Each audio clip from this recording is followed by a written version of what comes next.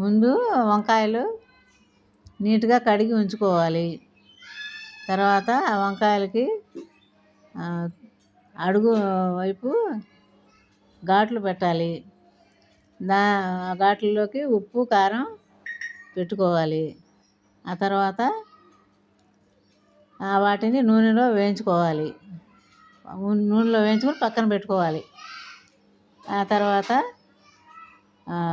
టమాటాలు మిక్సీ వేసి పక్కన పెట్టుకోవాలి. అల్లం వెల్లుల్లి పేస్టు, ఉల్లిపాయ ముక్కలు వేయించుకొని, ముందు ఉల్లిపాయలు వేయించుకొని అల్లం వెల్లుల్లి దానిలో పచ్చివాసన పోయేదాకా వేయించాలి. తర్వాత టమాటా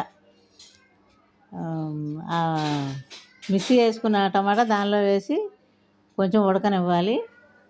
తర్వాత ఈ వంకాయలు మళ్ళీ దానిలో వేసుకోవాలి.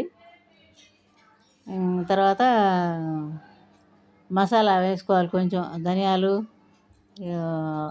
ధనియాల పొడి అవన్నీ వేసుకోవాలి. కొంచెం తగినంత ఉప్పు, కారము, పసుపు వేసుకోవాలి.